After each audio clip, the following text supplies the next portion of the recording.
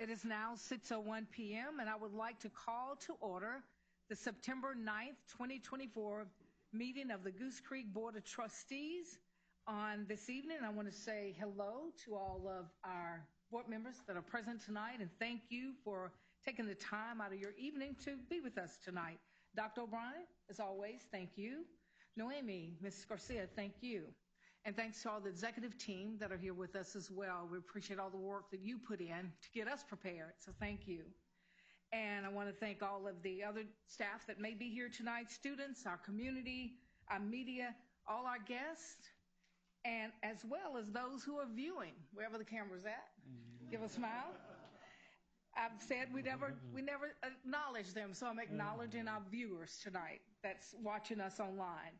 Okay, Mr. Campisi, was the meeting posted properly? Madam President, the meeting was properly posted. And do we have a quorum? We do have a quorum present. Okay, great. And now we will move to Master Matt Flood, who's going to start us off and talk about the opening exercises. All right. Thank you. Good evening, board members, President Brought Tim, school board members, and Dr. O'Brien. The opening exercises for the September 9th Board of Trustees meeting will begin with Mr. Clem, who will lead us in prayer. Mr. Martinez will then lead us with the pledges. Everyone please rise for the prayer and remain standing for the pledges. Please bow your heads with me.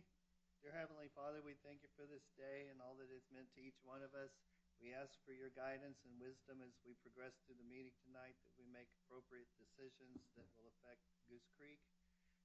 We thank you for all of our leaders, all of our teachers, all of our staff and students. We ask you for safe travel tonight as we head to our individual homes. It's in Jesus' name we pray. Amen. Amen. I pledge allegiance to the flag of the United States of America and to the republic for which it stands, one nation under God, indivisible, with liberty and justice for all. Honor the Texas flag. I pledge allegiance to thee, Texas, one state under God, one and indivisible. Thank you. You may be seated.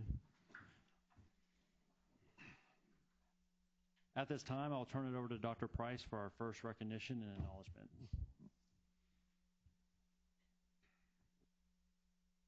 Thank you, Mr. Flood. You know, Harris County Department of Education and Goose Creek CISD has always had a wonderful connection. We have a great connection with our safe and secure schools. With them, I'm going to ask them to come up at this time. They're going to make some recognitions for Goose Creek CISD for the outstanding job we have done with student safety.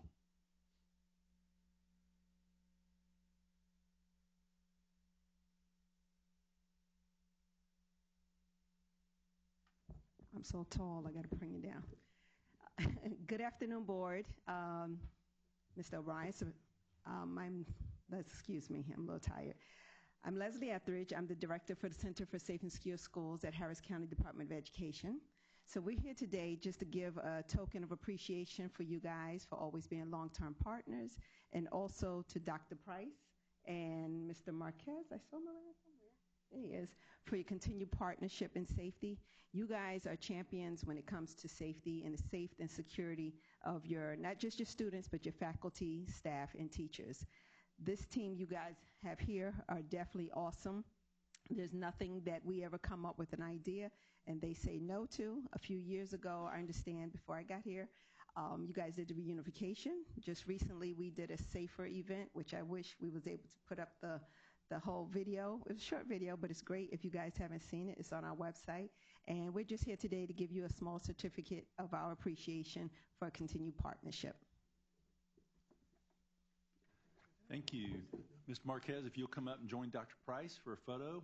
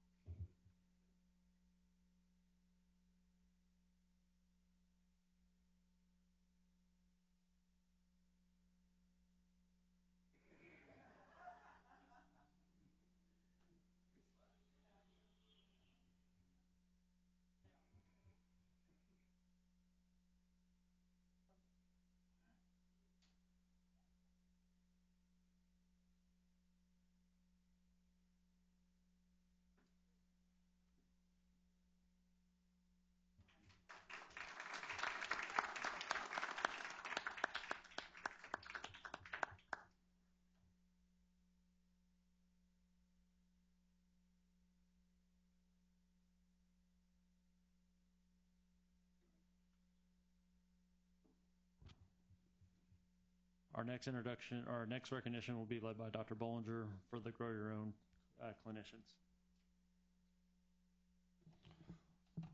All right, good evening. The Human Resources Department, along with Heather Alarcon, who's led this initiative, would like to recognize the following clinical student teachers for successful completion of their internship and employment as full-time teachers in Goose Creek CISD. We are proud of their success, the fact that we are able to grow our own clinical teacher giants. We would like to thank our Board of Trustees, our superintendent, university partners, campus principals, and administrators throughout the district for supporting this initiative. We also have 2 long-term employees who were awarded TEA's Grow Your Own grant to assist them in completing their bachelor's degree and teacher certification. We are proud to report that 100% of our first Grow Your Own cohort have graduated and will continue to serve the students of Goose Creek ISD students as teachers. Starting off with Clarissa Gonzalez, she began her career in GCC ISD in 2021 as a daily substitute at Alamo. She then worked as a paraprofessional in the Newcomer Academy at Alamo from 2021 to 24. This year she is teaching 4th grade ELA and social studies at Alamo. Clarissa received $18,000 to complete her bachelor's degree at the University of Houston Clear Lake. Congratulations, Clarissa. Let's give her a hand.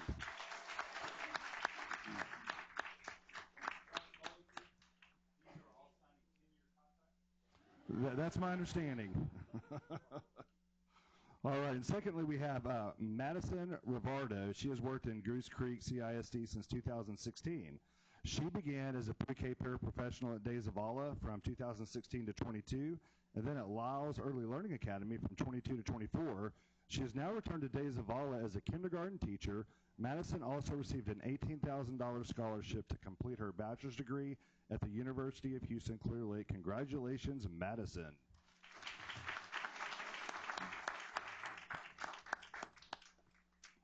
All right, now we'd like to recognize those who have participated in our Grow Your Own Clinical Teachers program last school year and are now full-time teaching positions throughout our district in the 24-25 school year. Starting off with Margareta Baru, she teaches 2nd grade at Alamo. Next we have Kiabet Quadra. She teaches 2nd grade dual language at Asheville Smith Elementary.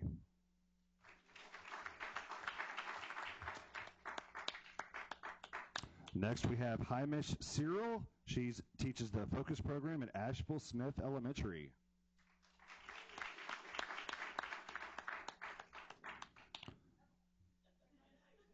Jessica Gonzalez teaches 2nd grade at Asheville Smith Elementary.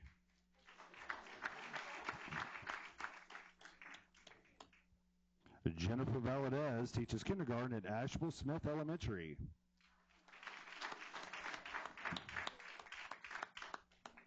Not present is Brienne Schrull. She teaches 1st grade at Austin Elementary. Also not present is Bailey Gord, who teaches kindergarten at Clark. Let's go ahead and give those 2 a hand.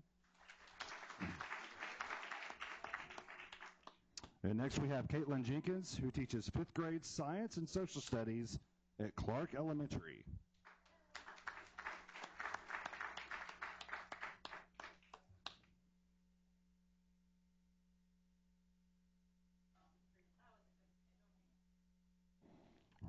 All right, next we have in the generational family of the Bacas, we have Sabrina Baca, 1st grade at Crockett Elementary.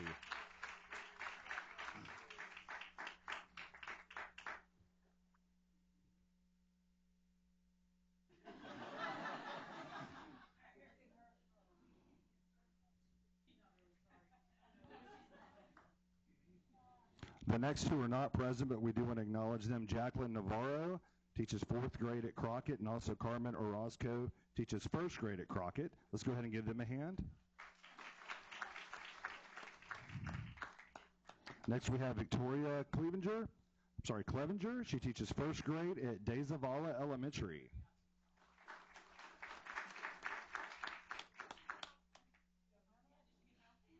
All right, next we have Vanessa Cantu, teaches 1st grade at Days of Allah Elementary.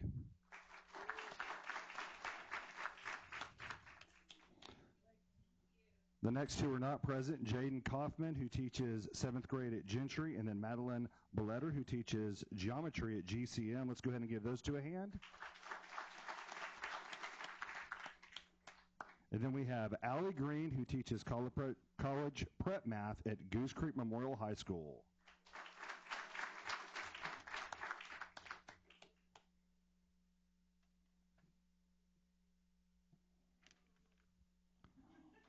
All right, next we have Ingrid Cortez, who teaches 1st grade dual language at Lamar Elementary.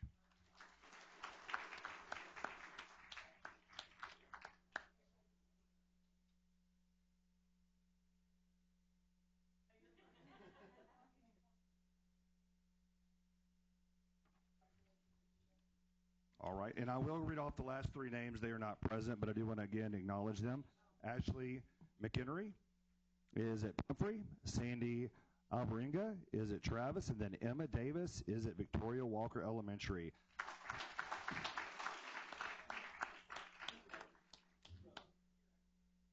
And while they're lining up for a picture, I'd like to give one more round of applause for Heather Alarcon. Heather has led this program.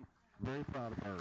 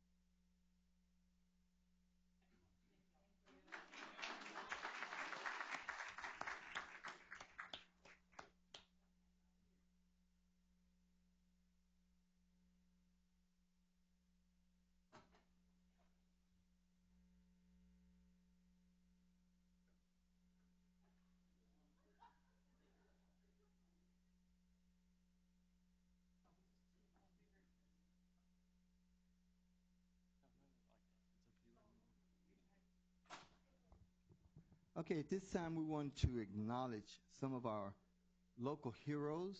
You know, a lot of time when we look at the media, look at news, we hear a lot of the dirty laundry, the bad things, but we want to talk about some of the good things that have happened. You know, we hear about the school shootings. Well, let's talk how GCCISD may have helped save a life. One day, a week ago, we had a mother who pulled up to our officer at Cedar Bayou Junior, Officer Meekins, if you'll head up. She yelled for our officer for assistance. Her child was a little non-responsive. He immediately looked at the child, called dispatch to call 911. Jose, would you come up? Our dispatcher immediately called 911. And at that time, the principal and the nurse of CBJ heard the call, and they came running out. Ms. Cordova and Nurse Odessius came out, and they assisted. The principal opened up the back of the vehicle, made a place for the baby to be laid down. Meekins and the nurse immediately sprung into action, doing sternum massages to the child to get the child to be responsive. This all happened so quickly. Our EMS, fire department got there. If you all come up as well. Everything happened so quickly and so smoothly that I believe that if we did not save the life, then we definitely assisted in making the child safer at that time. Would the mother and the child come up at this time as well?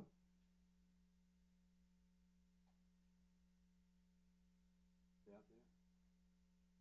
Are they out there?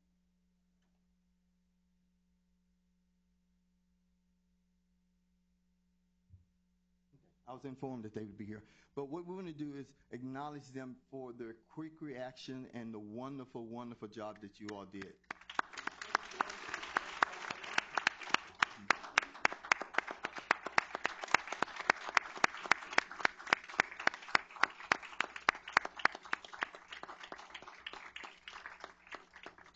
Thank you all. If you'll step over there, we're going to take some photos with you.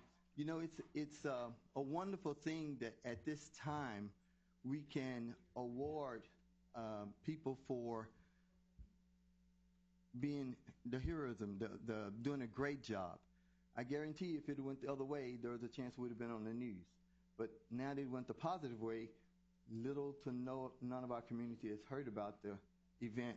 But we thank you all for the wonderful actions that you took place, assisted in.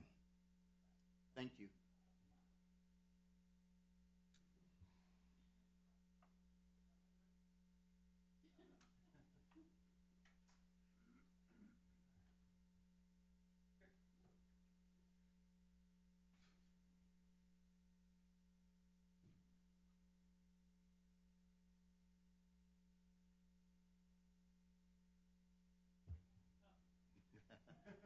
One more.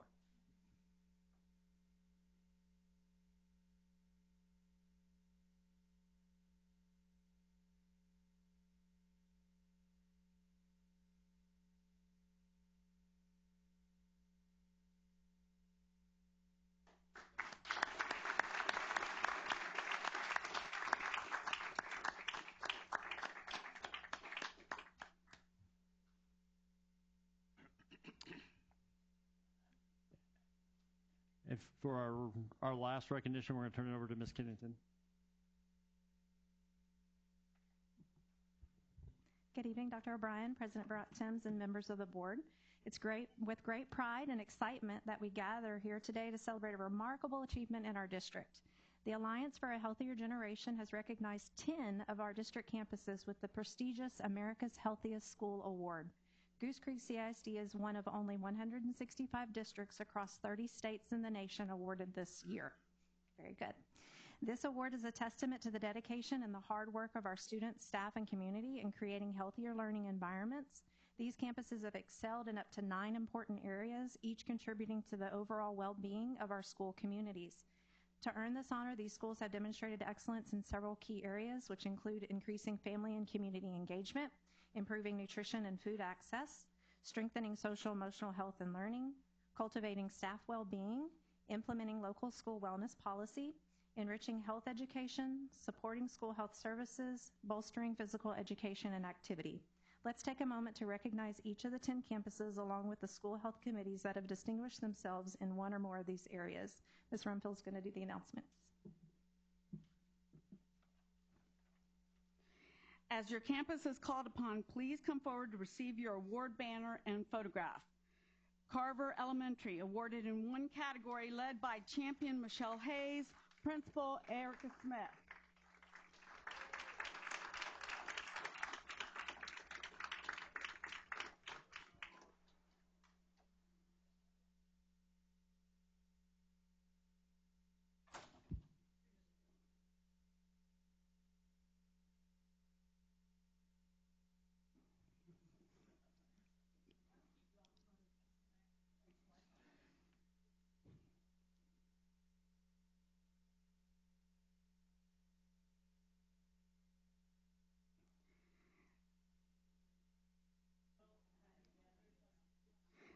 San Jacinto Elementary, awarded in 2 categories, led by champion Kristen Reyes, Principal Luis Munoz.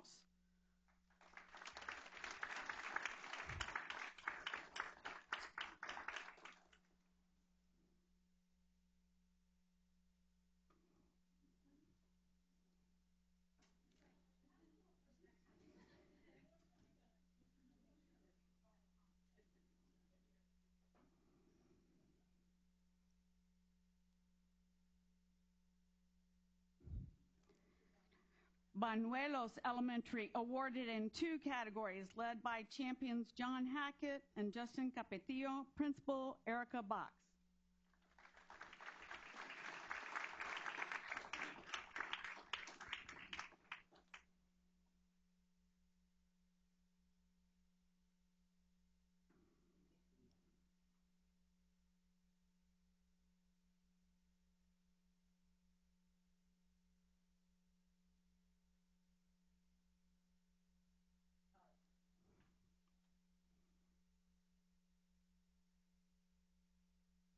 Pumphrey Elementary, awarded in 2 categories, led by champion Jennifer Starr, Principal Renee Meyer.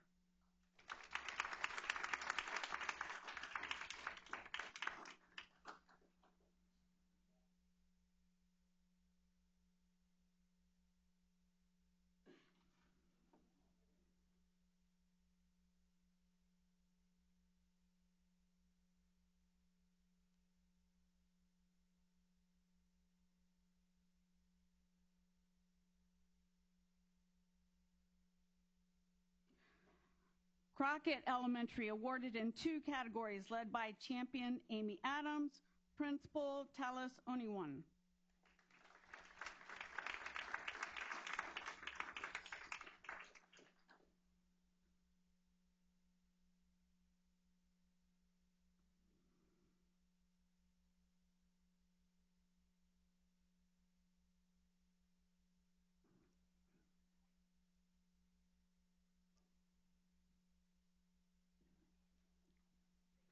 Highlands Elementary, awarded in 2 categories, led by champion Joel Kuntz and Principal Blanca Capetillo.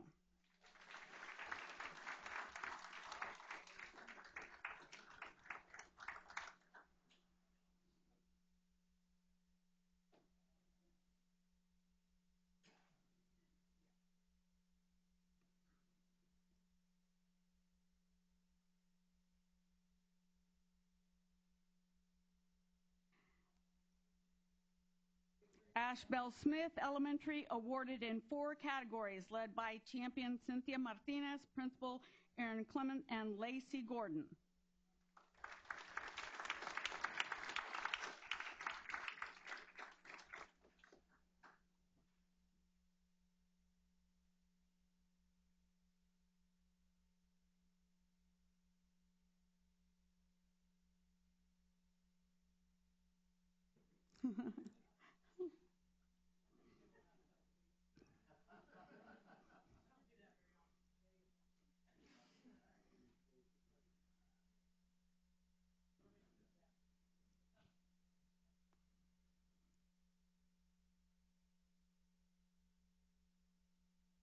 Impact Early College High School, awarded in 5 categories, led by champion Myra White, Principal Laura Reyes.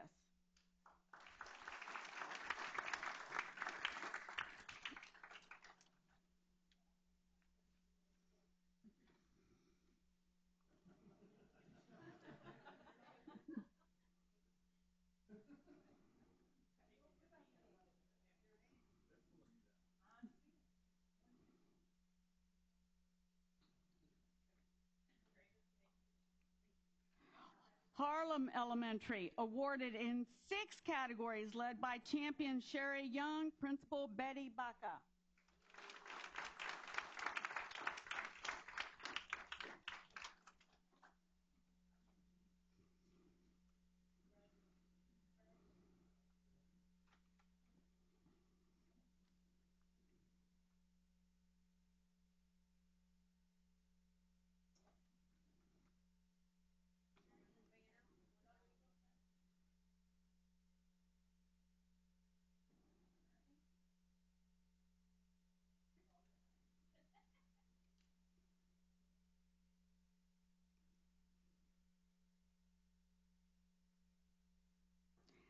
Alamo Elementary, awarded in 7 categories, led by champion Sonsoraya Arriaga, Principal Leah Abbott, and Aaron Clement.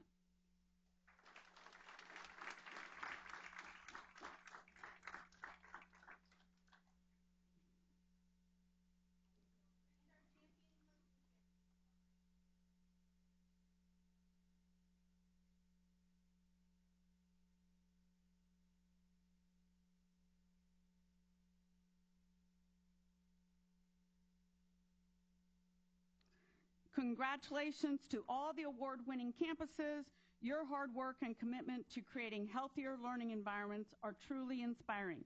Thank you to everyone who contributed to this achievement, including our students, staff, parents, and community members.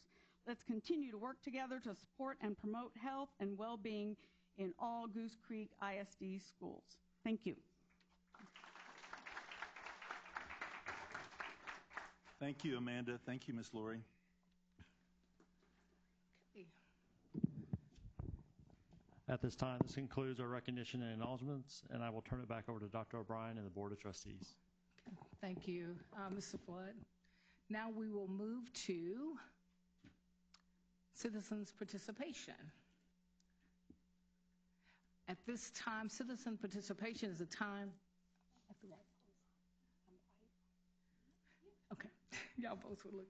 Citizen participation is a time that the board will hear from our public concerns and public comments from those who have properly signed up to address the board. At the regular board meetings, the board shall permit public comments regardless of whether the topic is an item on the agenda posted with notice of the meeting, and each is limited to, public comments are limited to 30 minutes per meeting. At all other board meetings, public comments shall be limited to open session items on the agenda posted with notice of the meeting. Each speaker is reminded that he or she is limited his or her presentation to a maximum of 3 minutes, which can be further reduced by the presiding officer, and that he or she shall respect confidentiality concerns and refrain from attacking the personal character of any individual student, staff member, board member, and addressing concerns. Ms. Garcia, did we have anyone that's signed for public comments? Oh, this one. Okay. And Mr. Campisi, you will do the timing. We have just one, Ms. Kainer Dreyer.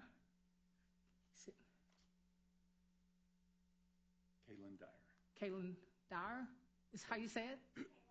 Kaylin. Okay, thank you. Ms. Dyer, your 3 minutes will begin once you start speaking. I'll remind you at 1 minute, and then I'll stop you at 3. Okay, thank you. Okay, hello, I'm Kayla Dyer. I sent you guys a detailed email last week. I was told that it wasn't sitting well with people, and I just wanted to clear the air that I have the utmost respect for every single one of you and everything that you guys do for this district in here and everywhere else. So I'm here to kind of just clear the air and set to you guys what the email should have came about and said. I am the vice president for a nonprofit organization that is home to over 200 kids, which is football, drill, and cheer. In the city of Baytown, there's not one field, one place that can accommodate all families. There's nowhere for them to practice safely. There's not one football field that's dedicated for youth football. There's disc golf. There's so many big areas, but nowhere where we can safely play without being disrupted. Right now, we're at Missy Davidson Park. It's a baseball field off Ward Road. Basically, what I'm trying to do is seek a partnership. Surrounding ISDs do the same thing with their youth programs. Barbers Hill lets their youth program play for free at one of their auxiliary stadiums. But I'm not looking for a handout. We're willing to pay. We budget our registrations based off of Goose Creek's pricing. And right now we're having difficulty even getting a stadium to play at. Last I heard that GCM, where we've played 6 of our 7 seasons there, one season being COVID,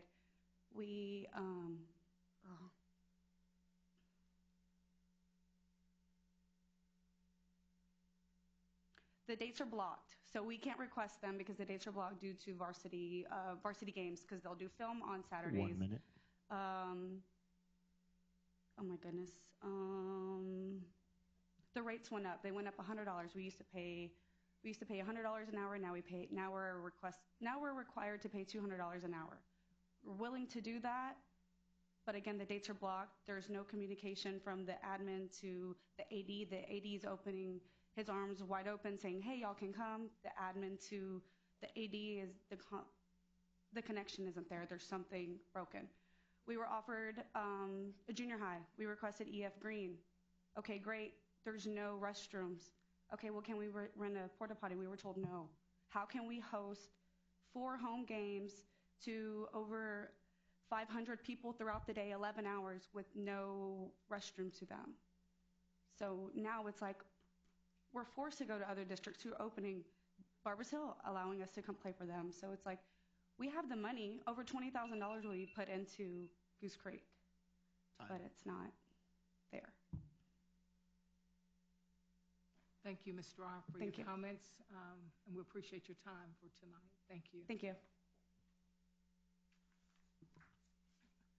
Okay, we will move to our next item on the agenda, and it's now for us to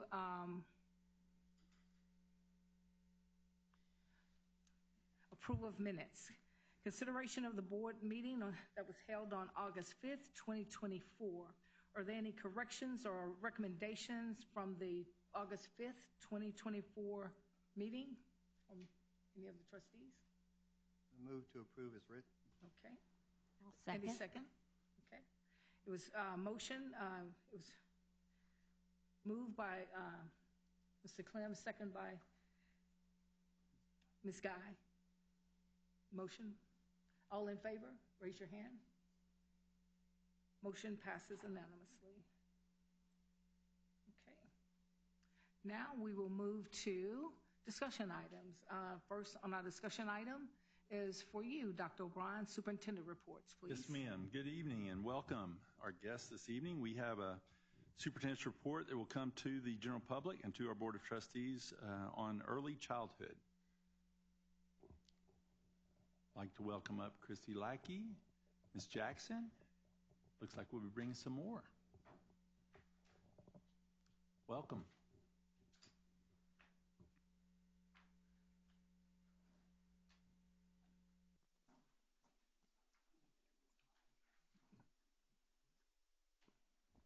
Okay, good evening, President Helen Barrett-Timms, Superintendent O'Brien, and board members. Before we begin, we'll be starting 2 superintendent reports, an early childhood update, and then we'll move into the DIP and CIP. But I want to recognize in the audience, you may see a lot of familiar faces. So if I could ask my principals in the room to stand and be recognized.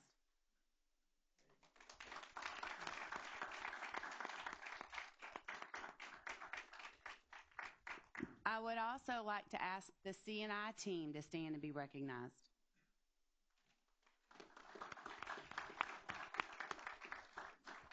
So you may not hear from all of them, but it's taken all of us to get these 2 presentations together.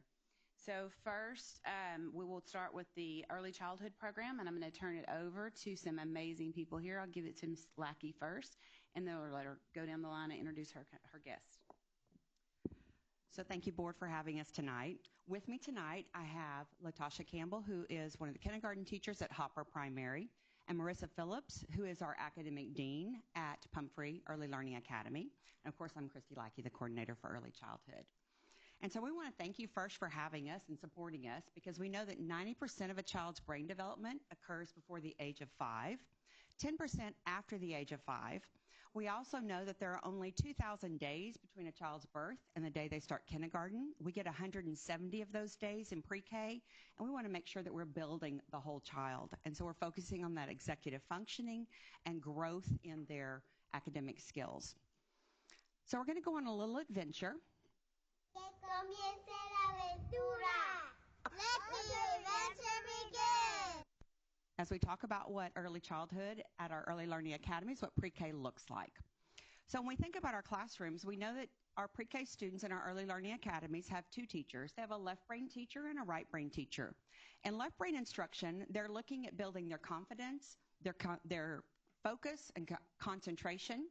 They're learning their content, and they're working independently after their circle time. During circle time, they're going through a gradual release of responsibility where they're learning how to use stations, they're learning math content and language content while they're building their executive functioning. So we're going to take a little peek inside the room where you can see that the teacher, yeah, play again, it should play, where the teacher is modeling what she wants the students to do for the station. So she's going through that gradual release of I do, we do, and then you do, where the students will do the stations independently. Then in left brain, they work on academic skills and executive functioning skills independent. They set their station up, they work, they put their materials away, and they're building their academic concepts and their executive functioning in a quiet, concentrated area. And that's part of building our executive functionings in left brain. The other half of their day, they're in a right brain classroom. And in the right brain classroom, we're building creativity, we're exploring the theme, the vocabulary of the classroom, and they're working with their partners. And so there's a lot of collaboration skills that are going in as they're building their executive functioning. So if we look at the video, their circle time will start with songs or finger plays. Then they'll have an interactive read aloud that'll match the theme of the room where we hear the vocabulary of that immersive classroom being built. Students then get to explore in the different stations where they want to collaborate with other students. And they're building their executive functioning, exploration of the theme, and reinforcing what's happening in the left brain environment. So those two teachers every day, they also have movement every day where we're building a healthy body and a healthy mind. We want to make that connection between the mind and the body. And so I have a movement teacher every day. And during movement lessons, it's more than PE. They're building executive functioning, which we're going to talk about that in just a minute a little bit more. But they're building their executive functioning while they're reinforcing academic skills from the classroom and building healthy habits, healthy mind, movement activities that work on stability, such as being able to turn, toss, move object manipulation. And they do that in the hallway in all of our early learning academies because they don't use the activities gym. For instance, there's not one at one campus. So you can see some of their movement. Every movement lesson starts with a warm-up song, and every movement lesson ends with a calm-down technique where the students learn to calm themselves so that they are learning social emotional growth during those times. We also do family-style meals, and I'll turn it over to Ms. Phillips to talk about that. All right, our pre-K program extends beyond academics to everyday life skills through family-style dining at each meal. This means our students actively participate by setting the table, waiting for everyone to be seated, serving themselves, passing bowls and trays, and waiting to eat until everyone has been served. They remain seated until everyone finishes, and just like at home, an adult joins each table to engage children in conversation and simulate home dining experiences. Family-style dining not only reinforces classroom instruction and promotes healthy habits, but it also builds executive functioning skills as well. Meals are served in bowls and trays using utensils that meet the national standards for the pre-K school lunch program in pre-K. And during these meals, we also emphasize directionality by passing the food from left to right, which supports early learning skills. And you guys got to see the children pass the bowl and scoop their own food. We also bring field experiences to our pre-K students. So we have partnerships from the community outreach that come in.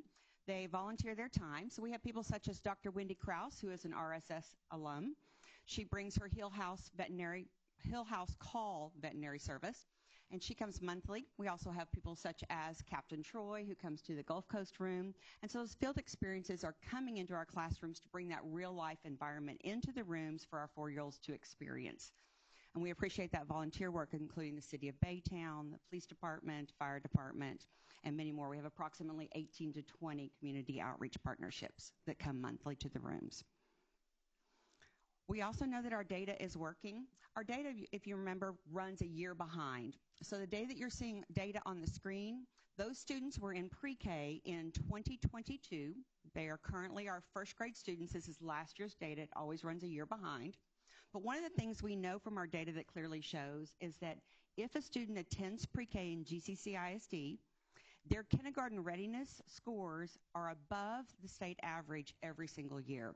If they do not attend, they sit below the state average of kindergarten readiness at the beginning of the year. That tells us that our early learning academies are doing the job we want of building a whole child with strong executive functioning, strong academic skills that prepare them for kindergarten, because since 2021, when we opened them, we have outscored every year the state average. So that's kind of exciting. So we're thinking about executive functioning through our partnership with Fueling Brains. And I've mentioned that several times. Just a quick reminder of what that means. There are different categories for executive functioning, and we look at the top 3 underneath the 9 categories. So we talk about Cognitive flexibility, that's problem solving. So how do we solve problems, move things from place to place, or use what we know in another location? Working memory is our working memory, our memory that we can actually use. Task planning and organization. And then inhibitory control is our impulse control, emotional control, our planning, our task initiation, and our, I lost one, self-monitoring. Thank you. It's like there's one more that's not there. And so we're looking at those, and we measure those 6 times a year with our partnership with Fueling Brains. And we can see our scores for last year. At the beginning of the year, we have an overall brain score of 34%. That means that's combining those 3 big ideas into one score. At the middle of the year, our brain score was 74%. And by the end of the year, we were at 92%. We'll never be at 100% because we're always building our brain, even after they finish pre-K, kindergarten, 14, 15, 21. We still are building our brains. And so we'll never have 100%, but we're very excited about that growth that they're making.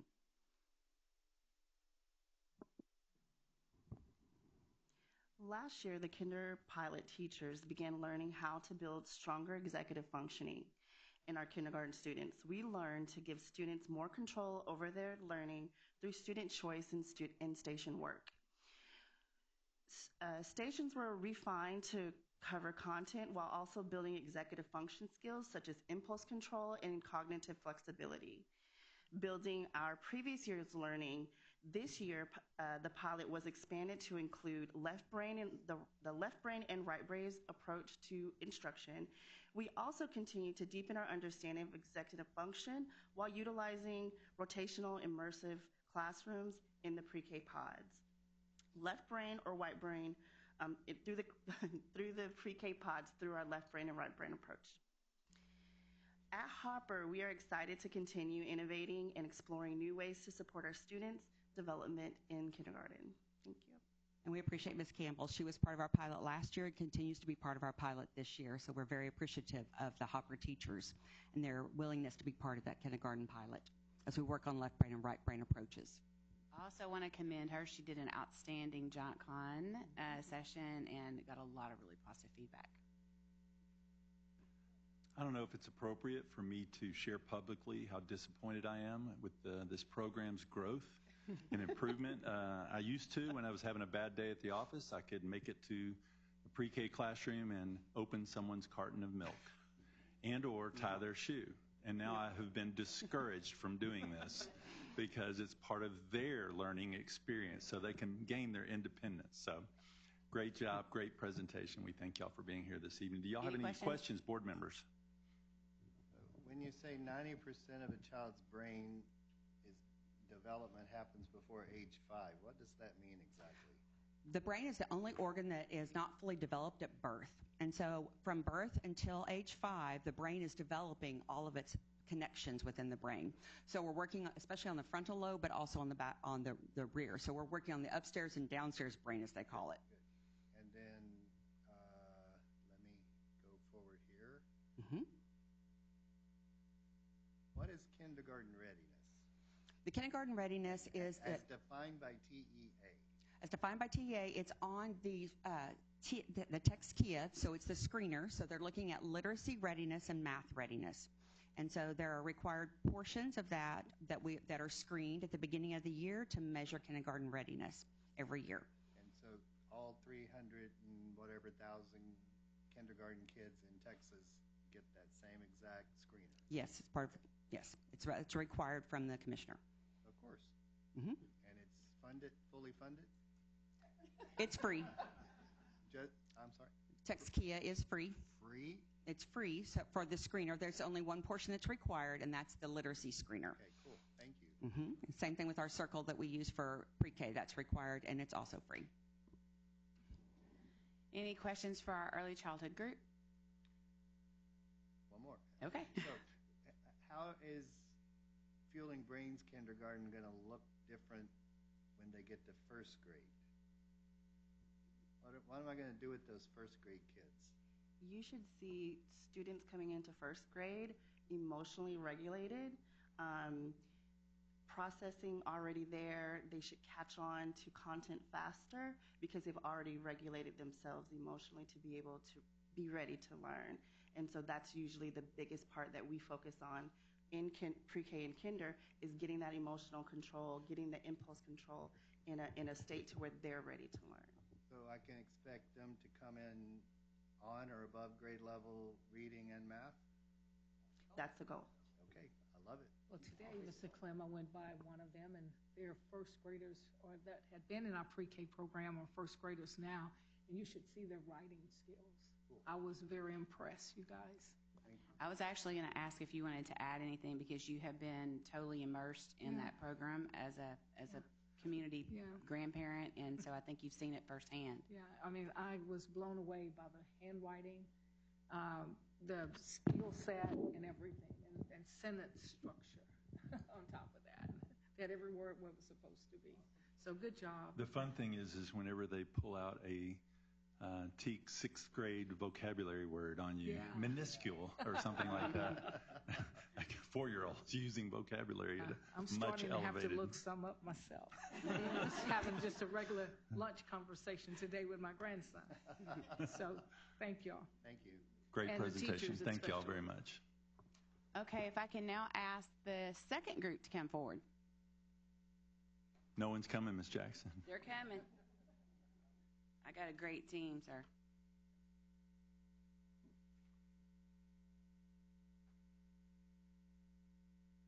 So I'm going to turn it over to Ms. Callahan, and she'll introduce her guest, and we're going to go over really about our early childhood and our focus with early childhood really up all the way through 5th grade.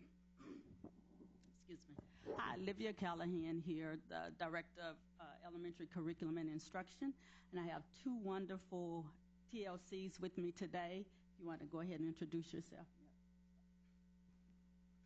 Corey Cooper Sweat, the ELA TLC at Ashbel Smith. And I'm Jasmine Nightingale, the Math and Science TLC at the GW Carver. I'm ready. All right, so we've made those wonderful introductions, and so today I'm going to kind of walk you through high-quality instructional materials.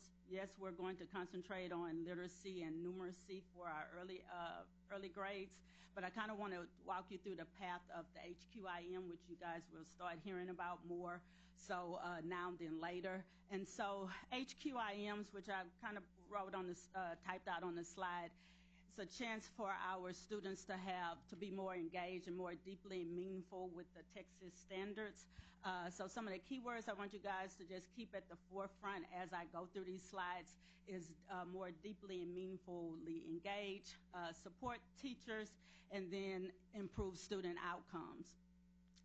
Oh, wow, Susan, hold on. She got click happy. And so the student outcomes improve when they have greater access to grade appropriate assignments, strong instruction, deep engagement, and teachers with high expectations. So as we move to the next slide, I kind of want to tie in the CISD staff, and I was really elated and excited to see from the homegrown, all the new individuals that are going into the classrooms. And so just want you guys to be mindful of our staffing. So we broke the numbers down for our K-5 staff hired in 23-24. We hired 97 K-5 teachers. And of that 97, 55 of them have 0 to 3 years of experience. And then if percentage-wise, it would be 56.7.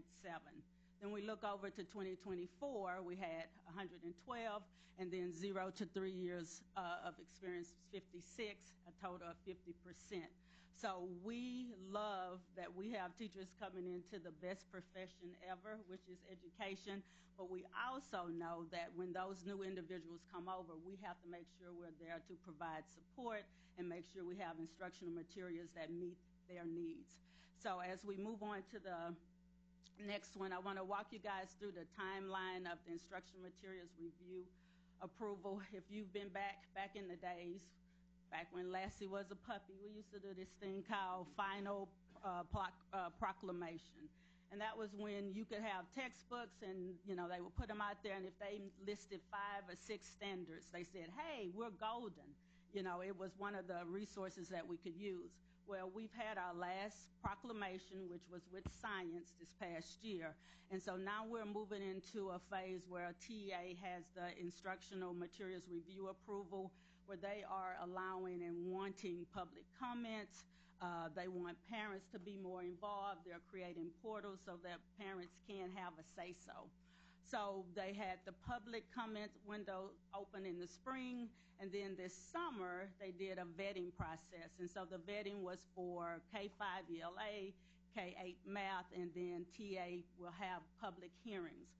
So that opens up tomorrow all the way up until the 13th, and that's an opportunity where parents can go in and they can electronically view or write comments on the curriculum. So the curriculum, the HQIM, is actually posted on a TA website. So you can go through and you can look at it, but they do ask for you not to download. You have to sign your life away that you will not download or copy anything. So as we move through the fall of 2024, the decision that could be released by TA would amplify K-5 ELA, Eureka Math, and then Carnegie are likely the HQIMs that the State Board of Education could possibly approve in November. And so I brought the TLCs here today to kind of give you guys some insight on amplifying Eureka. We are piloting those programs. We started the pilot, I believe it was 22-23 when it came on the scene, because I kind of knew in the atmosphere that if the state is saying, hey, we're going to give you a grant to pilot this probably will become our reality sooner or later. And I think the sooner is here better than the later. So I am going to have Corey talk about Amplify and how it's being piloted on his campus, and then Jasmine is going to talk about Eureka Math. In regard to Amplify, I'm actually piloting it for K2 on our campus, but Amplify actually supports our teachers effectively during their instruction by providing a very structured and formatted material for our teachers. Amplify provides pre-selected HQIM questions, as well as teachers are able to internalize their lessons as they're going through and able to make it their own. They can dig deeper into the material and think about those questions based on their students, and then gauge their support of their growth. Students are exposed to cross content materials such as science as well as social studies, which is also embedded in the reading. So they're not just reading, but they're looking at all content. Amplify also scaffolds the students' knowledge to where teachers can hear and see the growth of their students in their comprehension. Amplify also provides students with informative criteria, also known as exit tickets, but then also looking at how they're aligned to the Texas TEAC. With that being said, we're looking at the mastery of the content. Based on my campus and some of the success I'm seeing is that teachers are more intentional on their questioning and being very rigorous on how they want to ask those questions toward their students. But this is also great when looking at our novice teachers who are 0 to 3 years in experience. In regards to Eureka, I will first focus in on the process that the teachers go through. There's a strong focus on internalization. So Eureka is both comprehensive, which means it is a written out curriculum that supports the teacher. So they're able to go on their own and internalize whatever lesson is coming up. And after they've internalized it, they're able to come into planning as a team and talk about what they've seen individually and come up with a master plan together. So what that helps with is the teacher is not so focused on the what I'm going to use, but how I'm going to use it, right? So you go into this planning and they're talking about all type of different things, how we're going to check for understanding, when is that going to be our stamp check for understandings, and that is directly connected to misconceptions. What does data show children usually have misconceptions on? Oh, this would be a good place to put this question. Let's ask the students this here.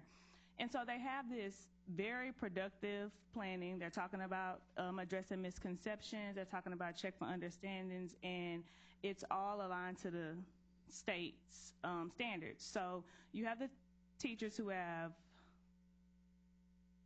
dug into the lesson real good. They've pretty much came up with a master plan, and so now you have students who are entering a classroom with teachers who are essentially more confident, right, able to deliver a more effective lesson because they have been able to dive in with their counterparts. When I support the teachers and I talk to the teachers, a lot of the supports that they love is that assessments, pacing, everything is there. They have manipulatives, which means there's a lot of hand-on situations involved into the lesson cycle with the students. There's an application piece where it is really encouraging students to use problem-solving skills. The application piece or the strategy attached to it is called read, draw, write. So the scholar would initially read the problem, highlight, annotate important things. From what they've read, the draw piece is they would either label or draw a picture. And during this process, the picture and stuff is like on the scholar's paper, so the teacher is able to see the students thinking, which to me is very important as an educator. If I can see what my students are thinking, then I know where to guide them and I know where to bring them. And then after they put all of their thoughts on paper, then they solve and then they write. The write piece can be either a numerical sentence or it can be a word sentence. All right, thank you guys. So I do want to kind of piggyback on with the HQIM. There was a task force that was developed, and it was called Teacher Vacancy Task Force. And that task force actually turned into House Bill 1605. In House Bill 1605, there are a lot of layers to it, but one of the layers is it protects teachers' planning time. And so as I talk about the planning time, it means that the HQIM, teachers do not have to take the time to plan for it, but as you heard them mention the word internalization, it's where teachers actually spend that time internalizing the lesson. So they don't have to take the time to plan and create. It's created for you, but they do have to internalize it. And once that internalization comes about, because I know for me, when I was teaching in a classroom, I wanted the opportunity to be creative. I wanted to make sure that I was able to meet the needs of my students. So it lends itself to autonomy, but it is there scripted for the teacher, but they do have that opportunity to internalize it. So as we move through as we move through the timeline, I'm almost there, Susan, I'm almost there. As we move through the timeline, the HQIM decisions, districts, so as I said, for fall 2024, in November, the State Board of Education, they'll make the decision if these products will become on the list for HQIMs, and if so, then districts will make their decision by the spring of 2025. Will we move in that direction? Will we not? Will we embrace, the curriculum that we already have? And then if we do decide to move into that direction, then the fall of 2025, that's when we will implement HQIM. Now, I'm positive. So I do, as I said before, my goal was to talk about the early numeracy and literacy focus, but I kind of wanted to lay the land out for the HQIM, because one of the things that we do have, where we'll always concentrate on quality tier 1 instruction. And so one of the things that we're very proud of, and when Angela Cornelius comes up here, I definitely want to give her a big, huge hand clap, but she was very instrumental in us receiving the $1.5 million grant for Eureka Math. And so that's what we're using in K through 2. We partner with Region 4 as our technical partner, and they come out, they help us facilitate the implementation of Eureka Math. They go on learning walks, it's targeted teacher training, and we had a lot of training this summer. Another thing that we've done for early numeracy focus is the implementation of the kinder checklist. So it is a way for teachers should be, in kindergarten, you're always observing. And so it is a checklist that we created where it takes the burden off the teacher of thinking that they have to sit down and assess the kids and think, well, did they do this? Did they do that? When it's actually a checklist and they observe all the time. And so when it's time to put in how well those students are doing, they can just refer to the checklist. Problem solving, which Jasmine talked about, is a huge focus. Classroom discourse, where the students actually have that conversation with other students, and you always learn from your peers. And then we also concentrate on guided math workstations. Our early literacy focus for all of our campuses is foundational literacy, especially in K2. We did receive a grant for phonics, and it's called Hand to Mind. And so we will be training teachers over that valuable resource. It's another avenue for phonics, which is a huge focus from the Science of Teaching Reading. And I'm pretty sure you guys have heard, the Reading Academy. So all of that goes hand in hand with that. We also aligned our look-fors with the TA's research-based instructional strategies, promote early literacy best practices. We were able to purchase decodables for all of our campuses. And another focus of ours is at the Family Wellness Festival. We plan on being very present so that we can talk to parents about the importance of decodable, the early literacy, how you can work with your students.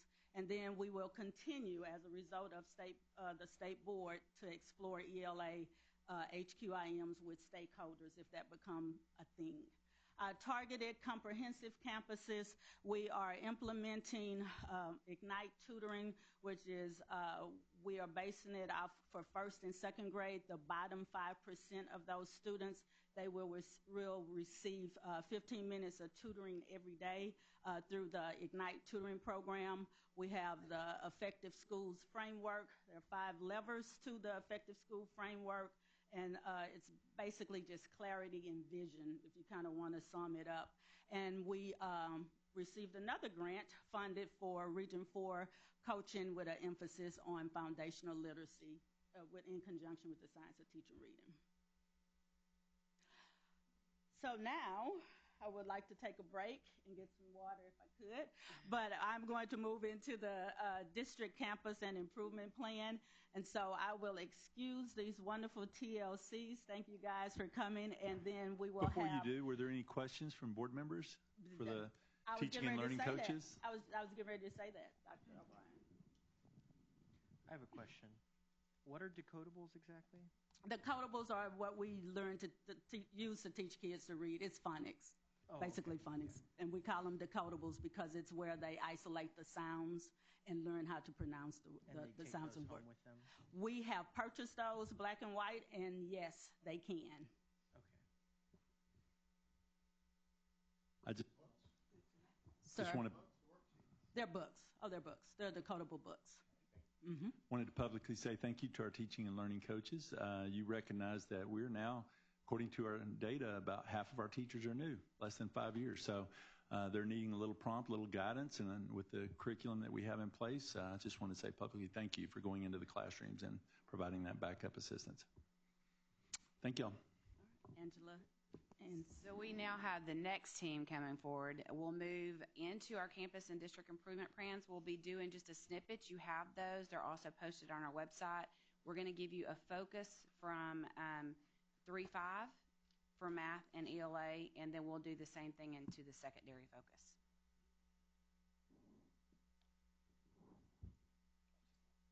Thank you. Oh, I feel special. All right, I will. Dr. Price, I thought you were going to take over for Olivia and you're going to present. All right, I'd like to introduce the Associate Director. We have Angela Cornelius, who I was talking about as the Eureka Grant. And then we have Sarah Flushy. She's our ELA Associate Director. So I will turn it over to Sarah. Good evening. Thank you for having us here today. So the focus for intermediate ELA this year is really writing about reading. And when we talk about writing about reading, we're talking about the ability for students to read a text and have a thought about it, capture that thinking in a composition or written form, and then support their thinking with evidence from the selection using conventions of the English language. So that's really what writing about reading is referring to. And so because that's our focus area, you're going to see several action steps in place to help promote that. One of the action steps primarily is going to focus around having quality professional development, and that's really at every level. We're talking about professional developments for our teaching staff, of course, but also for our teaching and learning coaches and our administrators who support them. We want everyone to have a shared understanding of what the habits of a good writer look like. And so our professional developments this year are going to prioritize that. We are also looking at quality resources and coaching, coaching for our teachers through district specialists and through our teaching and learning coaches, two of whom you met this evening. We are also working on facilitating calibration opportunities, and what that means is we want everyone to be able to look at a piece of writing and know how to score it properly with the state rubric. And that is trickier than it may sound. And so we want to make sure that something that is has a personal twist to it, like writing, also is calibrated in a way that's equitable for students. So we'll be working on those, and to help with that calibration, the state of Texas released what they consider to be a scoring guide, and that tells us here's what a 5 looks like according to the rubric, here's what a 4 looks like, but they only release a few. And it's difficult because you're going to be looking at a variety of essays that don't necessarily fall into the categories of what the state releases. And so we're generating an exemplary bank of essays from our students, and we're making sure that we're keeping everything anonymous for our students that are being shared, though, for our teachers to calibrate. That's also going to put into the teachers' hands a bunch of students that have scored 5s and 4s on these essays that they could then use as warm-ups in stations, just to sort of really flood students with a shared understanding of what good writing looks like from their own peers right here in the district. And then something else that we're working on, you heard Ms. Callahan talking about the HQIMs. So ELA's adoption, unlike science, it wasn't last year's, it was 7 years ago. Well, the state test has changed quite a bit in 7 years. And so we are working with some outdated instructional materials. In fact, the writing materials we have, most of them don't even align to the writing we have to do anymore. So we have funded, thankfully, from many resources, some resources here for teachers to use to teach writing, and we've embedded those resources into our curriculum materials as well. And then we've also we're talking about looking at ahead. How are we going to make sure that we do adopt something moving forward outside of the proclamations with the IMRA process that's going to be effective for our teachers? So you'll see us looking at stakeholder conversations and committees moving forward to look at an ELA HQIM. So that's ELA's 3 to 5 focus. Good evening, everyone. For 3-5 math, our focus, one bullet that I left up there is Tier 1 instruction. How do you balance that procedural and that conceptual understanding for our students? So the district specialists are working with PLCs. Our Eureka coaches are working on our PLCs with our teachers to ensure that our Tier 1 instruction is of quality, grade level, and to the rigor of the standard. A second grant that we were awarded provided us with some digital licenses for Tier 2 tutorial support. So every elementary campus has access, K-5 has access to Zern, which is a digital program that allows students to practice in tutorial, or that program can be used as a workstation. It can also be part of their intervention program during their accelerated instructional time. It is not to replace the teacher. It's a support for tutorials, it's a support for a workstation. So each one of our campuses, the second grant that we received through LASSO, has campus-wide access to that program, K-5. Another focus for us in 3-5 Math is also that problem-solving, redraw, write.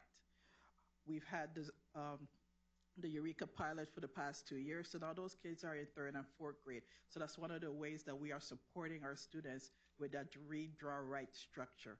Read the problem, draw a representation, and then write your solution, whether it's numerical or it's a sentence when they're provided with a STEM. Also, a classroom discourse. A math classroom should not be quiet. The students should be talking to each other about the strategies that they use, sharing how they solve the problem, justifying their answers, reasoning why, so the students have an opportunity to explain their thinking, have an opportunity to share their strategies with students. Our last Focus Aid 3.5 was actually a third grant that we received through LASSO, which provided training for all our K-12 teachers on research-based instructional strategies. And it was a welcome sight to see that some of our administrators attended that training, as well as some of our campus principals. So they're also pushing that work with the research-based instructional strategy. During the summer, this past summer, we trained just under 400 teachers, and we are continuing that training. What that research instructional strategy does, it talks about productive struggle in the classroom, making sure that their instruction is on grade level and to the rigor of the standard. It also talks about the balance between conceptual and procedure. We don't want to see only algorithms in that classroom. We also want to see some conceptual development with hands-on and manipulatives. Also talks about the coherence of sequence. We have worked very hard to make sure that our curriculum is vertically aligned and also conceptually developed and appropriate for that student. And last but not least, the time. We've looked at our curriculum pacing and ensure that certain concepts have the time needed so that student can be properly instructed and learn on that concept. So our teachers have been trained on that, and we have been infusing those strategies into our district PLC, into our campus planning sessions, and also into any type of training we have and discussions we have with teachers. So our 3-5 focus, Tier 1 instruction, ensuring that our students have materials and access to instruction that's on grade level and to the rigor of the standard. Questions? Okay, at this time, I'm going to move it to secondary. Do we have any questions for this group before we move over to the secondary? Okay. All right. Thank you, guys. One question. How many times a week do each of y'all head to a campus and go into classrooms? We all have been there several times just in the last couple of weeks. How many times a week? For me, probably about three. It just depends. It depends on the week. And you're watching this work? Yes. Yeah. Yes. Because you've spouted a lot of theory to us, but I want to know what it looks like when it works.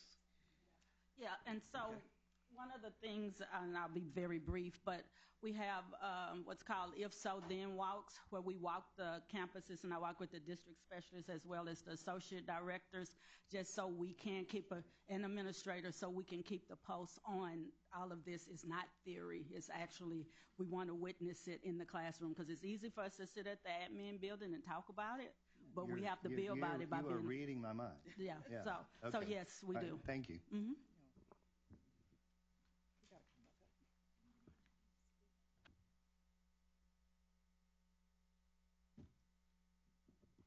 Just as you leave, as we change out here, I just want to say thank you for anticipating the pilot material. Those pilot programs will become reality within the calendar year, or actually by November. So yeah, we'll know in November. Being willing to do that last year without it being mandated, I think helped orient the campuses and get them ready for that material. Thank you. So at this time, I'm going to move it to Dr. Akers and our secondary highlights. Good evening. Thank you so much for having us, and we are briefly going to share some highlights from junior high. I know that when I talk to you many times, we're talking about high school, but we rarely focus on junior high, and we have some innovative practices I'd like to share with you.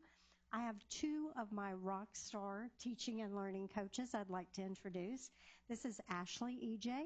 She is the ELA learning coach at Highlands Junior. She comes with a +1 tonight. She'll have our newest little giant in November.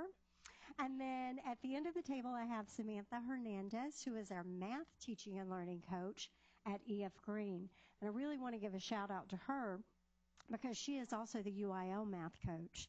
And she devotes her time after school on Saturdays to our kids. And if you come to our UIL awards ceremony, EF Green sweeps it every time.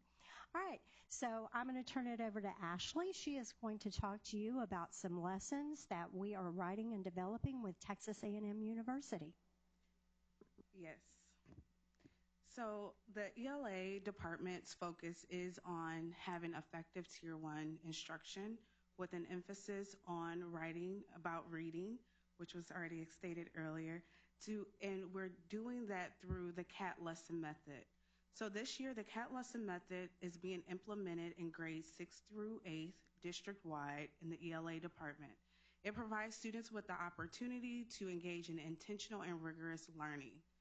The CAT method empowers teachers with structured, TEKS-aligned lesson plans and resources, and it provides teachers with time to be able to prioritize instruction and rehearsals of those instruction. It also allows them time to be able to analyze student data and develop a plan to respond to that student data. The lessons are designed in a variety of ways, which it is to help teach reading and writing skills throughout the week utilizing the grade level text. Students have an opportunity to consistently practice those foundational skills without compromising essential rigorous instruction. And this CAT model also helps with small group interventions as well as enrichment. So it's embedded into the lessons weekly to help reteach students that need that extra support while also propelling students forward who have already mastered those skills. Lastly, students engage in explicit and systematic writing instruction multiple times a week. So statewide, students are struggling with writing. They are underperforming. So having the CAT lesson model will help our Goose Creek students to with the process of performing and writing. So our ELA department is committed to the following action steps to help the effectiveness and the implementation of these CAT lessons, which is partnering with Texas A&M to complete CAT certifications. It's implementing local PDs throughout the school year within the district. Is developing weekly CAT lessons for 6th through 8th grade, as well as supporting teacher development for 9th through 12th. It's also integrating support structures such as CAT lesson checklists, sample videos. It provides in-class coaching through the support of specialists and TLCs. And lastly, we're committed to monitoring the implementation of the CAT lessons through weekly walkthroughs, CAT checkups, and administrator look-fors. So as a TLC, it is an honor to be able to participate in writing these CAT lessons so that I could also help lighten the load of our teachers, making sure that our students are receiving access to instruction that includes literacy, best instructional practices, such as scaffolding to the grade level skills. Thank you. Sam? Good evening, Board. So our 2024-2025 secondary math focus is differentiating Tier 1 instruction for our honors courses. Through the LASSO grant of high-quality instructional materials and honors math track, we are implementing Carnegie Learning, which is a part of the Senate Bill 2124 for middle school advanced mathematics pathway. We are focusing on a differentiated curriculum for honors. The grant, as you can see, was a lot of money. And as you can see at the bottom, those are some core concepts from Carnegie Learning and Mathia, which I'm going to discuss on the next slide. Thank you. Senate Bill 2124 states that the 60th percentile, or the top 40% on the 5th grade mathematics star, be automatically enrolled into a 6th grade honors course. A committee was formed to review district and revise district guidelines. The committee was formed with district stakeholders, including myself, other TLCs, principals, specialists, and directors. We created a parent opt-out letter that was sent via Parent Square to families. Now I'd like to discuss the teacher and student support. Through the LASSO grant underneath the Strong Foundation implementation, we received Carnegie Learning for all of our honors courses. With PLC and coaching support from TLC's specialists and Region 4, we have implemented a rigorous and increased AP foundational skills. Carnegie also offers emergent bilingual and special education support as well. We also received 4,500 in kind, which means from kindness, Mathia licenses, which is a digital component that we can use for more practice, remediation, and acceleration. I know I said a lot of things. Are there any questions? Okay, thank you. So I have a question, yes. Yes, sir. So it is currently, right now, still opt-out, like they will be in the honors classes unless they opt out? Yes, sir. So it's automatically enrollment. And so parents were allowed to opt out their children via Parent Square. I can only speak from my campus. We did not have many opt out. We had about 3 or 4. But that was for the top 40%. Yes, top performers. 40%. And we'll continue to monitor those. We'll monitor them at the 9 weeks check and then again at semester. We'll have parent conferences as necessary. And if students are really struggling, we always have the option to level them down. But we've tried to put in the supports and the training for our teachers to help more students be successful in an honors math pathway. We did receive an increase of honor courses and students on some campuses. And on page 5, it says that there are CAT certifications. Are the teachers being certified, or are the lessons being certified? So the TLCs are being certified. It's first starting with the TLCs who are creating the CAT lessons along with our specialists. And then eventually we will offer the teachers to be certified as well to get them also involved in creating these CAT lessons.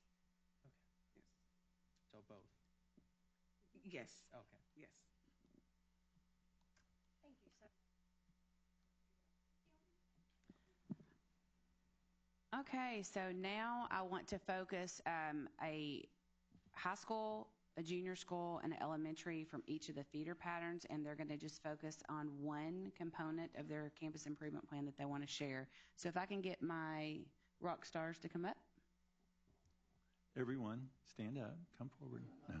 They're all my rock stars. I see what you did there. You framed the district improvement plan before going into the specifics of the campus plans. Yes, Very good. And you have 3 sample campuses that we're going to look at this evening. So first I'll turn it over to Mr. Brooks, representing Lee High School. The Robert E. Lee. Good evening, Board, Madam President, Dr. O'Brien. Thank y'all for having us this evening. You've heard a lot about initiatives and things that we're doing as a district. I want to focus on an area that we're going to truly highlight this year for our campus at Robert E. Lee. As you see at the bottom, Lee grows, Lee knows, Lee glows.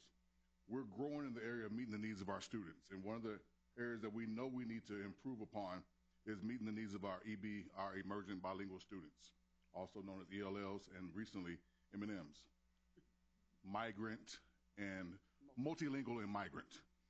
In order to be successful, we are preparing to support the acquisition of both social and academic language. Social language proficiency consists of that language that is needed for our daily interactions and discussions. That academic language I referenced consists of the English language needed to think critically as we engage our students in the learning and understanding the new concepts, processes of complex academic material. Classroom instruction that effectively integrates second language acquisition with fidelity ensures that our emergent bilinguals, English language learners, M&Ms, multilingual and migrant acquisition, social and academic language proficiency in English, learn the knowledge and skills in the TEKS and reach their full academic potential. One thing that I'm truly, truly excited about is the level of collaboration that this process is going to take here at Robert E. Lee. It has district level support. It has content specialists from the bilingual department. It has our TLCs working closely with our ELA teachers, and it has the administrative team going in and having some mini PDs, which start this week as we work on the ELPs to help bridge that gap that we have with our students in the emergent bilingual program. So that's one of the things I'm truly excited about right now. We're talking about a population of 25% on our campus that we're targeting to support their growth academically and socially. Good afternoon, everyone. At E.F. Green Junior School, we are focused for a purpose. So for us, our 4A focus is academics, AVID, athletics, and the arts. On our campus, it is imperative that all parts work together to build collaboration within our students, within our staff. So you'll see we talked about what the PLC process is. So departmentally, content-wise, there's a PLC process. We want to extend that to the campus as a whole. So we have a campus-wide focus. The questions for PLC are, what do we want students to know? How will we know they know it? How will we respond? And how will we extend that learning? So we are extending that throughout our campus, understanding academics, AVID, athletics, and the arts, moving us into cross-curricular instruction. So this year, what we are doing intentionally and with fidelity is ensuring that each 9 weeks we take one specific week and we have cross-curricular instruction. We piloted this once last year and saw incremental and exponential results. So we're excited to see what this is going to produce. You'll see at the bottom, cross-curricular instruction exceeds the boundaries of a particular discipline to enhance the scope and depth of learning. So when this happens, it doesn't just affect the campus, it affects the community and all stakeholders. So we work collaboratively. We improve problem-solving accuracy. Our students and staff think critically. We explore real-world complexities. We want our students to be next generation critical thinkers, and so this allows and affords us that opportunity, and ultimately it lends to high student achievement and mastery. At E.F. Green, we say if it's not great, it's not green, and that's our efforts. Good evening, thank you. So we have two focuses at Days of Allah that are top tier on our list, and one is top tier instruction, which you've heard a lot about tonight, and professional learning communities. You've heard about backwards design, but one of the things I'm going to highlight is our differentiated professional development and coaching. So we spend a lot of time in classrooms, our admin team, our TLCs. We even bring some teachers along sometimes to show them how it goes. And one thing that we've added to our feedback cycle is the differentiated coaching and Go, Grow, Glow. So Go, Grow, Glow is about going to a classroom, growing, you learn something new, and glow is you validate or affirm that teacher with a positive note or a shout out on the announcements. So with Go, Grow, Glow, we use our evidence from our walkthroughs in specific focus areas for each teacher, and certain teachers are put on a list of an observation group where they might be ready to have someone in their classroom the next day because they're masters in their craft. And you have some teachers who join coaching cycles where they are taken along with one of us to facilitate them seeing in real time teachers teaching students. It's important to model during PLC, but what you're missing in a PLC is the variable of students. And knowing how to differentiate for your students and for teachers to be able to see what that looks like in real time, whether it's for behavior, academics, watching teachers, master teachers make instructional moves for students, really helps the teachers start to learn, the new teachers or teachers that need to see it in real life. It really, that's where the rubber meets the road. So we focus a lot on Go, Grow, Glow and differentiated coaching. We use that data to differentiate our PLC days. You will rarely find us meeting as an all-staff PLC for let's all review the instructional framework. It's very important that if we're differentiating for our children, that we differentiate for our adults, because not everybody is growing at the same pace and not everybody comes with the same background. So the second piece that I'd like to highlight tonight is with culture and climate, we've implemented a house system at Days of Allah. The purpose is to curate a sense of belonging, to increase student and staff engagement, attendance, staff retention. Piece I want to highlight is just student and staff engagement. I couldn't have planned it better that today I went into a 5th grade classroom, and on the surface level, you know, we have spirit days, we wear our color, you see my yellow bow, and you see everyone's dressed up and they have a house that they belong to and something to bring them to school, another adult they can connect with. And today I went to a 5th grade classroom and they were doing a lesson where they were listening to different songs and identifying the figurative language within the song. And I looked around and the students weren't at their desks, they were in 4 corners of the room, and I thought, well, maybe they're doing a 4 corners activity. But because it was a spirit day, I could tell that they were actually grouped by house. And so I joined my team for that challenge in the classroom. And that's a prime example of how on the surface it's about community, it's about getting kids to be happy, but we want them to be happy, but we also want them to be learning. So then there's students joining their house team, and they don't want to let their housemates down. So they're showing up, they're engaging in the curriculum, and that's ultimately our goal. So thank you. Did your team win? A little competitive. Well, good evening. I am here to talk about our virtual academy and I'm sorry, I'm squishing you. I'm good. One of the quotes that we say right now is it's third year, best year, because it is finally our third full year. We're into our third full year. So, of course, we've learned a lot in the last couple of years. And one of the biggest things is we are really trying to promote a safe and secure online culture for our students. We have students of all different backgrounds that come to us, from physical ailments to mental ailments to just other things that we can't discuss here. But it's important for them to feel safe and secure, and sometimes not saying they don't feel safe and secure at a regular campus, but sometimes it's just overwhelming for them. So coming to us is our goal, is to help them reduce their stress, feel comfortable in our environment, and empower them to start taking responsibilities and advocating for themselves. So instead of me continuing to talk, there was a video there, but I have the sound bit here, so we're going to just listen to a few of our students talk about how it's impacted their lives. I hope this works. 1 year ago today, I joined GCVA, and when I joined, I felt like I was in a safe place. This year, I was very forward to coming back, and most of the years that I've gone to school have been very stressful, or I just didn't really want to go. But this year, I felt welcome here, and I really like it.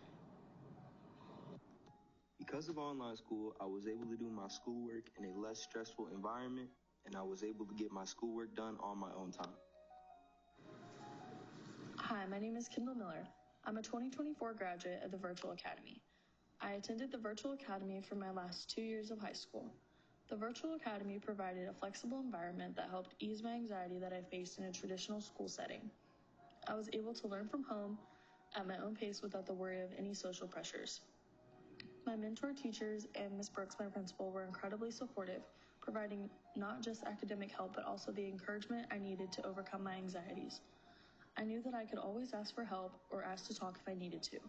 Listening to our morning meetings and morning mantra helped me gain confidence in meeting new people, making friends, and engaging with my peers. My time management skills are much better, and it is so much easier for me to balance school life and work.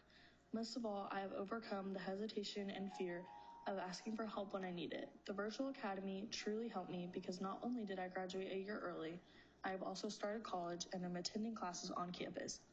I am ready to embrace this new chapter thanks to the skills and resilience I gained through virtual learning. Okay, are there any questions for this group? Okay, once again, I really would like to really just say thank you to all of the principals here and the C&I team for all their hard work. We are blessed to have the group that we have. Thank you. Wait, they're not all going to present? I already am worried about what Mr. Clem is going to say about the trophy for me, so no. You've already not earned this the time. trophy for the longest presentation. There you go. I do want to also as well thank the principals for being here this evening to support your colleagues who did come up front just to give a snippet of the hard work that y'all are doing to make plans for this school year to be the best ever. Thank y'all very much.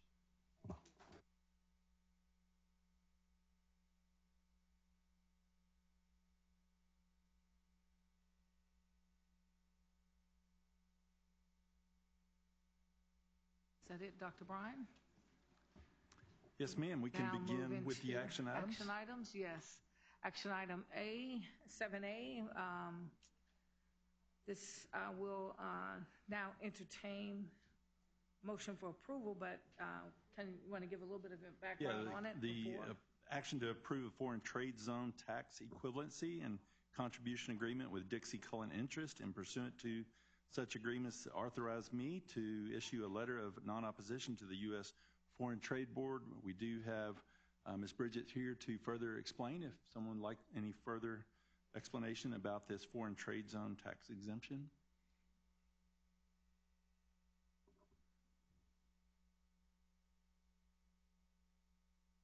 Bridget, when you explained this to us early in the year, you kind of gave us some numbers on that, the funding that we had received from that. Could you just give a quick overview of it real quickly? Sure. This is a federal designation entitled Foreign Trade Zone, and this is pretty standard. We have several of these in place right now, one with Exxon and a couple of more. This one in particular, just so you understand, it gives the operators and the business owners the ability to avoid a lot of the import tax and that sort of thing whenever they have goods coming in and leaving internationally. But this one in particular, they are not requesting a tax exemption, so that is being spelled out in the agreement itself. It does benefit the district in that it is outside the foundation school program funding formula. So whenever we get revenues from these, it does not count against our entitlement. So we get our entitlement plus this outside of the funding formula. So that's definitely a benefit to the district. Last year we had about $900,000 in foreign trade zone revenues. It is contingent upon, it's unpredictable because you never know how much inventory you're going to have in place on December 31st, and that's what determines how much we receive. So it was kind of an anomaly when we got the 900 and something thousand. Typically it's like 300,000 or 400,000 annually, but this one in particular is for pipeline storage or pipe storage. So we are recommending that you all approve it to benefit the district. These are funds that could be used as discretion of the district? Yes, okay. That is correct. Okay, thank you. Okay, I will now, anybody have any questions? I'll move to approve. Okay, thank you. A second? Second. Great. We've had a motion and second, and all in favor, could you raise your hand? Any opposed? So the motion carries 5-0. Okay. Thank you. Thank you, Bridget. Appreciate your time. We will go into 7B, Dr. O'Brien, and consideration of a consent agenda here. Yes, ma'am. We have quite a few, so we could probably group those if you would like to. All right, I'll just run through them. Okay. 7B1 is 24-25 district and campus improvement plans. As you just saw a snippet of the entire package that was presented to the board previously. Number 2, donation from Chevron Phillips via Goose Creek CISD Education Foundation for designated grants. Number 3, donation from ExxonMobil via cyber grants from San Jacinto Elementary School. Number 4, Safe School Health Advisory Council, SHAC, members appointment for this school year. Number 5, proposed 24-25 remote homebound instruction waiver. Number 6, final option to extend the competitive sealed proposal, or the CSP, number 20-020 for audiological and audiometric equipment, supplies, and related services. And number 7, second option to extend request for RFP for proposals number 22-006 for annual fire extinguisher and kitchen system inspection and related services. Administration would recommend that the consent agenda items be approved. Okay, do we have any members to request any, move any items for discussion or for further explanation at this time? I just have a short question about the SHAC and what was the process for determining membership? Ms. Kennington? Ms. Kennington, are you available? He's coming. You hung around, so thank you for hanging around. We did vet our members by district. We tried to make sure that we were being very equal to spread the word across the district. And we were very intentional about reaching out to principals and trying to vet those parents for the membership. So it's open to all. It was spread on our platforms, and then we were really intentional about going in also where we needed to fit the districts as well. Any other questions? So I think the question was, do you have representation across the district? Representation across the district, yes, sir. How many How many people applied versus how many were chosen? We had Roughly. roughly over 50 applied. We can take, from our bylaws, we can take up to 51 members. But we had 26 returning members and then 19 new as well. So but we have to have more, by law, we have to have more parents than we do for our staff members and community members. We have 3 community members. Correct, and we did meet that. Yes. Are you sure? Because it looks like there's 20 parents and 25 others. Total, we have 45 members. We have 23 parents, 19 employees, 3 community members, and we do have openings still. But We have aren't 6 some of openings. those parents employees? No, if they're employees, they're coded as district employees. So yes, there are some that are both, that are parents.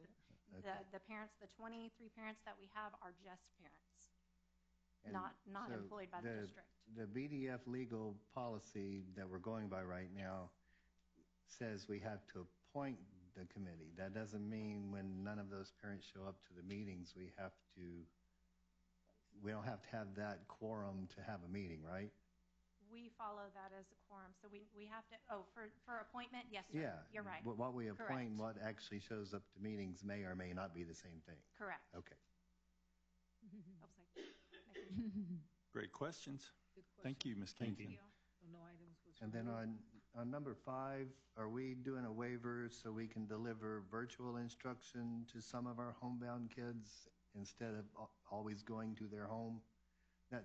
Ms. Ferris? Do I understand that correctly? Okay. We'll deliver that like via Zoom or WebEx or whatever?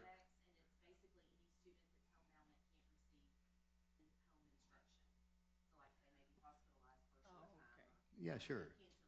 Right. Okay, thank you. Okay.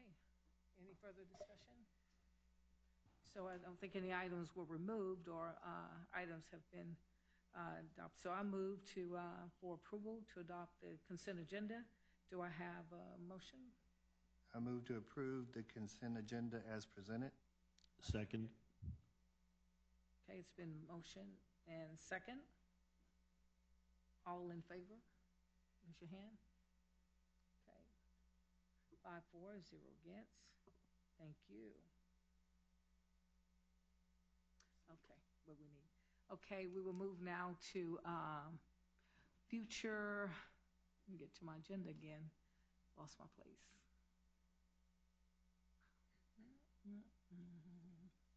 Up. Tell me when I get in. Okay, right here. Okay, now we're going to look at 7C, future board agenda items, board training, and board meetings. We do have coming up TASA, TASB Board Professional Development Workshop. That's going to be September 27th through the 29th, 2024 in San Antonio. I think Noemi, are we all scheduled for that? Okay, good deal.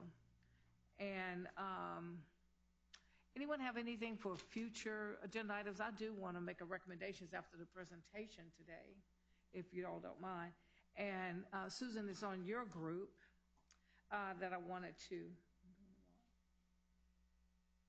write now.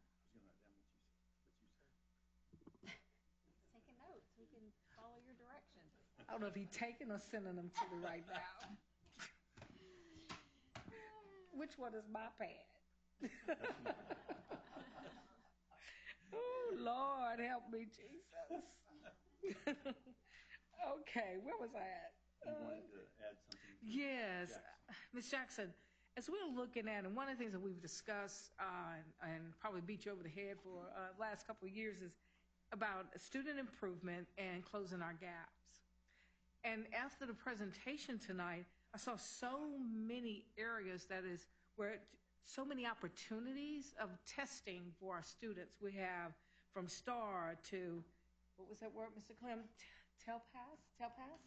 TELPAS, alternative results, IEP workforce readiness, advanced placement assessments, local diagnostic, reading assessment, benchmarks, common assessment data. So we would like, I know myself, I would like if we move through those throughout the year instead of us getting the full report at the end of the year, and this is like a mega report, almost like this report we had on that we've been trying to read for 2 weeks, the assessment, outcome. So if we can have something like this where we have more options, if it's quarterly, kind of give us something on a quarterly basis that's presented to us. Because I know these two been beating y'all over the head for it. And so after I read it and kind of put it into some perspective, when I saw it all in that report, then I said, okay, now see, so we have some avenues to receive that data. So is that something we can receive on a more of a short-term basis instead of all at once?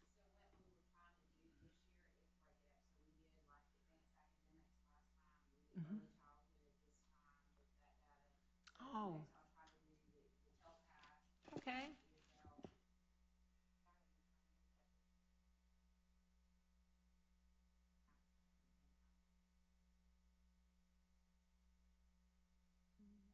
Yeah, when we have that, and then even when I heard someone spoke about like the teachers are now, I know that has been a thing in the past that wasn't happening, but teachers even now, I've heard her speak about it where teachers are having an assessment, doing some more where they're having an opportunity to assess that student a lot better, and I think that's important.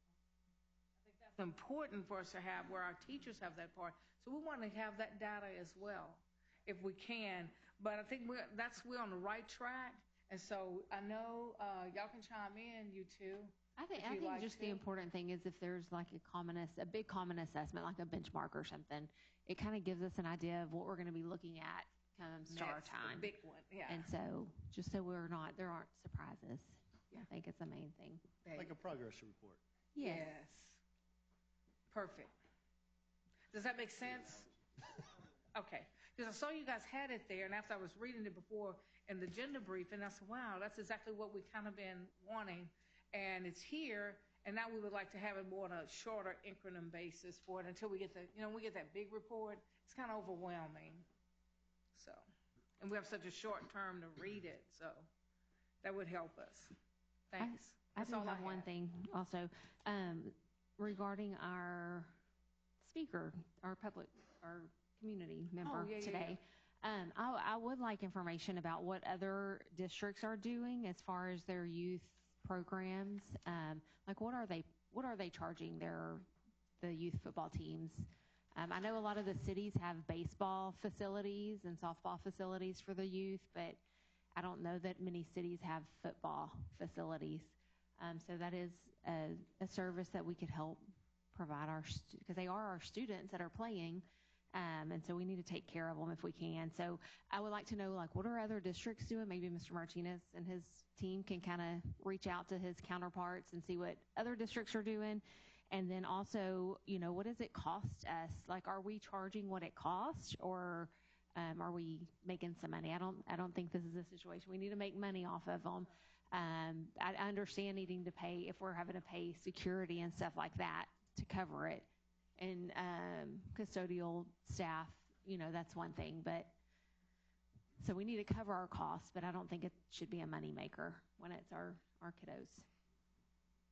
That's it. Madam President, I have one thing. If we seeded GC 2035 recently, if we can get regular updates, and I'm not going to say we have to have one every time, but maybe when we hit milestones or something, just so the board is kept in the loop on the work that our community is doing, a progress report, if you would. Other questions, Jesse? You have any? Okay. All right. Well, we done got to this point, and now we're ready to go into closed session. Let me read this little thingy. We're gonna instructions, closed meeting. We're gonna recess in the closed meeting, and it is 7:51. The board will now recess in the closed session pursuant to the following section of the Texas Open Meeting Act, Texas Govern and Close, private consultations with, what I just have to do, just say the numbers.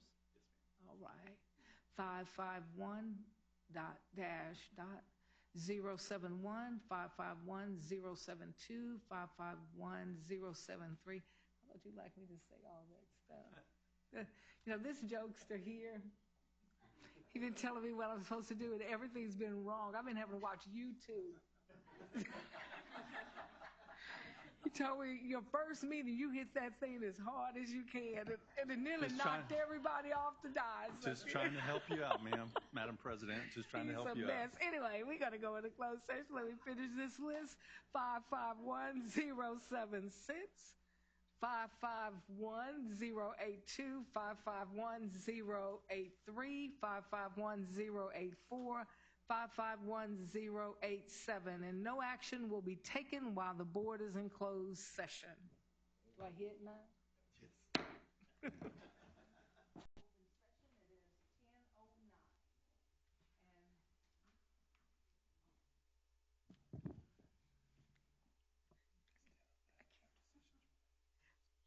And no decisions were made during, do I have to say the whole thing over again because I wasn't on the speaker?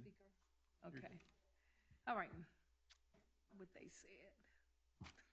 Okay, at this time, administration will bring to the board personnel.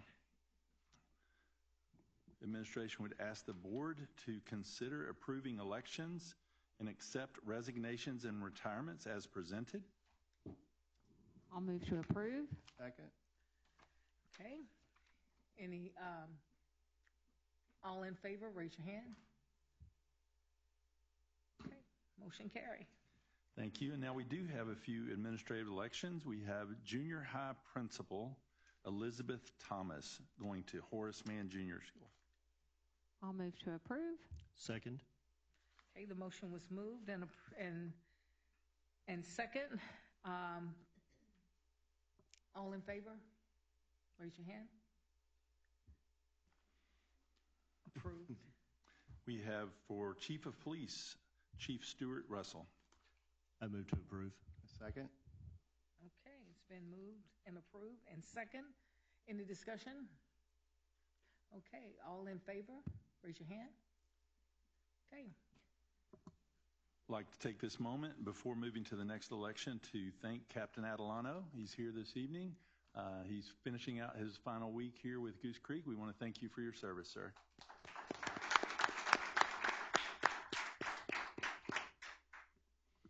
We have language arts, secondary language arts specialist, Jennifer Thorne. Move to approve. I'll second. Okay. The vote has been moved and second. Any discussion? All in favor, raise your hand. Vote approved. And number 4 is speech language pathologist assistant, Atziri Perez. I'll move to approve. Second. Okay, it's been moved and approved and second. All in favor? Okay. Approved.